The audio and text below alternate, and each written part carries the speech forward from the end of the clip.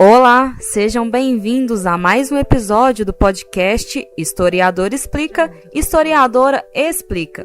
Hoje iremos conversar com o professor do Colégio da Universidade Municipal de São Caetano do Sul, Renato Alencar Dota, sobre as bases da extrema-direita brasileira contemporânea. E se estão gostando do conteúdo produzido pela Ampul, não deixem de seguir nossos canais no SoundCloud, Spotify e também no YouTube. Esse é um podcast do GT História das Direitas, do qual eu sou coordenador nacional. Eu gostaria de falar aqui um pouco sobre a extrema-direita no Brasil, um histórico da extrema-direita no Brasil. Tá? Um breve resumo sobre isso. É importante dizer o seguinte, nós temos alguns epifenômenos da extrema-direita ao longo da nossa história republicana. Obviamente não poderei falar sobre todos aqui, mas com o fenômeno recente do bolsonarismo, o interesse sobre a extrema-direita no Brasil cresceu bastante, né, de modo a que a mídia, né, e boa parte da sociedade percebeu que, ou tem percebido, que a extrema-direita ela não é algo estranho à nossa história. Ela é sim, ela é episódica, né, ela não tem a mesma importância ao longo de todo o período, ao longo de toda a história brasileira, mas ela tem momentos em que ela tem grande destaque e nos momentos restantes, a maior parte da história, ela tem uma existência ou residual ou subterrânea, que não deve ser desprezada, né? Porque senão não seria possível a gente entender o que está acontecendo hoje em dia, certo? Eu destacaria aqui o seguinte, nós temos alguns, dentro do que nós chamamos de bolsonarismo, nós temos vários grupos, na verdade, nós temos um amálgama de vários grupos que dialogam com várias tradições da extrema-direita brasileira, né? Não vou incluir aqui os diálogos que tem com a extrema-direita internacional atual. Esses diálogos existem, obviamente, eles são muito evidentes, mas não vou incluí-los aqui. A gente vai falar um pouco sobre a questão do diálogo com a história da extrema-direita brasileira. Um grupo bastante interessante que a gente encontra dentro da extrema-direita brasileira atual são os saudosos da monarquia, né? Então, o ideal de monarquia, ele é algo que ele volta e meia aparece dentro da extrema-direita brasileira, né? E ele não é algo atual, ele não é algo recente, melhor dizendo, né? Não é algo que começou agora, começou nesse momento, né? E ele tem, digamos assim, as relações que ele tem com a monarquia mesmo, que realmente existiu no Brasil, com 67 anos de regime monárquico, ela tem uma relação um tanto conflituosa, né?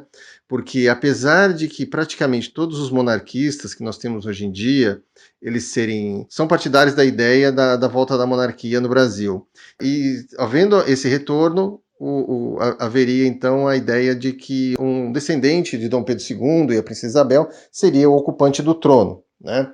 Apesar disso, há discordâncias há críticas em relação ao que foi o período monárquico e a ideia atual de monarquia. A ideia é de que a monarquia deveria ser muito mais autoritária, deveria ser uma monarquia mais centralizadora, uma monarquia que, na verdade, ela tem vários aspectos do absolutismo europeu do século XVIII, do século XVIII exatamente, né? E não tanto com a monarquia que nós tivemos aqui no século XIX, que era uma monarquia que se autodeclarava como liberal, né? E eles veem também como liberal. O principal fenômeno da extrema-direita monarquista no Brasil foi a chamada Ação Imperial Patrianovista Brasileira, que foi um movimento criado em 1928 nos estertores da República Velha, pelo escritor Arlindo Veiga dos Santos, né? E eles tinham esse ideal autoritário, né? Um ideal que inclusive incluía vários elementos do fascismo, né? que estava em ascensão, que estava no auge naquele momento no mundo, né? Como por exemplo a questão do antissemitismo, ela está presente, né? Mas também há outros elementos, como por exemplo a importância do catolicismo, né, que isso não está presente ou tá, digamos assim, ele está marginalmente presente, né, nesses movimentos fascistas internacionais, né, mas a questão do autoritarismo, a questão do antissemitismo e sobretudo a questão do anticomunismo, né, elas são reivindicadas pelos patrianovistas. Esse movimento patrianovista ele vai subsistir durante toda a década de 30, não vai ser um movimento de massa, Ele se extingue, ele é extinto em 37 pelo Estado Novo, retoma em 45, 46, né? E tem uma existência residual também até a ditadura militar também, né? Outro elemento bastante importante, outro epifenômeno, né, é o próprio integralismo. Tá? O integralismo, ele historiograficamente, ou seja, a visão que uma parte da academia e uma parte da academia que não se dedica a esse estudo, né, tem uma visão, e por exemplo, principalmente livros didáticos ou a visão da mídia, é de que o integralismo ele foi um fenômeno que existiu apenas nos anos 30, ele apenas existiu naquele período que antecede ao Estado Novo e depois ele nunca mais reaparece, o que não é verdade. O período realmente, o período da ação integralista brasileira, né, aqueles 5 anos entre 1932 e 37, ele é um período riquíssimo, em que essa associação política ela tem um alcance imenso no território brasileiro, né, tem uma importância imensa dentro da realidade política brasileira, de modo que ele foi considerado como um real competidor, né,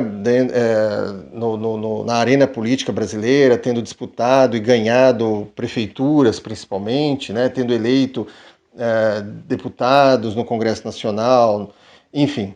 O integralismo, então, ele está muito presente nesse imaginário da extrema-direita, tá? Atual, inclusive, né? Só que o integralismo ele foi sofrendo, ao longo da história, ele foi sofrendo mudanças, né? Ele é reprimido pela ditadura Vargas, né? Pelo Estado Novo, mas ele retoma em 45, 46, com a redemocratização, só que ele é obrigado a sofrer uma reciclagem, né? O Plínio Salgado retorna do seu exílio em Portugal e ele muda várias coisas no integralismo, como por exemplo o antissemitismo, ele é completamente abandonado, toda aquela simbologia, né, de caráter fascista, o sigma, o anauê, as bandeiras, os uniformes, eles são abandonados também, né, porque o fenômeno da Segunda Guerra Mundial, o fenômeno do Holocausto, foram fenômenos muito impactantes, né? E eles seriam, se o integralismo permanecesse com essa simbologia, seria um suicídio político. Então eles são obrigados a reinventar, eles criam um novo partido que não tem o nome de integralismo, é chamado de Partido de Representação Popular, sigla PRP, participa naturalmente da vida nacional, mas não tem a mesma dimensão que eles tiveram na década de 30. Eles participam eles têm uma importância sim, mas uma importância secundária, né? Então eles participam de governos, eles ganham prefeituras, ganham cargos legislativos, ganham inclusive ministérios, mas a participação dos integralistas ela é marginal, ela aceita muito melhor o sistema político do que aquele dos anos 30, né, do que o integralismo dos anos 30. O PRP ele vai ter uma vida política ativa, normal, até a ditadura militar, quando todos os partidos são extintos, né, para que haja o bipartidarismo. Depois disso, os integralistas que continuam na vida política, eles entram no partido de sustentação da ditadura militar, né, da Arena, inclusive o líder Plínio Salgado, né, que fica praticamente quase até a sua morte, né, deputado até um ano antes de falecer. E nesse período do regime militar, eles mantêm minimamente organizações de caráter cultural e também jornais, né, por exemplo. Tá? Na redemocratização, essas organizações de caráter cultural elas são residuais e elas não têm maior relevância no cenário político nacional. Eles vão ressurgir principalmente em dois momentos. Na questão do surgimento das tribos urbanas, né, nas ruas, então alguns desses movimentos de juventude eles vão adotar o integralismo, né, como os carecas, por exemplo, e depois com a internet. Com a internet há algum tipo de reunião, criam sites, fazem reuniões físicas, têm tentativas de organização, né, com os quais chegam até hoje. Tá? Eu destacaria então uma outra questão também, no caso as ditaduras brasileiras. Tá? Então as duas ditaduras as duas principais ditaduras que nós tivemos no Brasil, o Estado Novo e o regime militar. O Estado Novo é interessante, é uma ditadura que acho que a gente pode reputar como extrema-direita, porque ela é antiliberal, ela é anticomunista, né? E ela, num primeiro momento, ela flerta ditaduras fascistas, né? com a Itália fascista, com a Alemanha nazista. Mas o Estado Novo, por alguns motivos, ele não se torna uma referência da extrema-direita brasileira. O Estado Novo não é lembrado pela extrema-direita brasileira hoje em dia. Tá? Por quê? Porque o Estado Novo ele é sobretudo a figura de Vargas, né? Então é associado com a figura do Getúlio Vargas. O Getúlio Vargas ele é uma figura extremamente polissêmica, né? O Getúlio Vargas ele não pode ser resumido a um perfil ideológico, né? Ele é uma figura bastante complexa, e se ele, boa parte do período do Estado Novo, ele teve um caráter fascistoide, ele teve outras características também, e esse próprio caráter fascistoide ele foi pelo menos parcialmente negado em dois momentos: na repressão ao integralismo e na participação do Brasil na Segunda Guerra Mundial, né? Na luta contra o nazifascismo. Então, o Getúlio Vargas ele é uma figura que vai ser reivindicada pela esquerda. Tá? Apesar de toda a sua complexidade, ele vai ser reivindicado pela esquerda. E, então, agora, o regime militar, né, a ditadura civil-militar que aconteceu entre 1964 e 85, ela é uma espécie de fenômeno paleogênico da extrema-direita atual, né? A começar pelo próprio presidente da República, que ele vê o período da ditadura militar como um período dourado, né? Como um período dourado da política brasileira, né?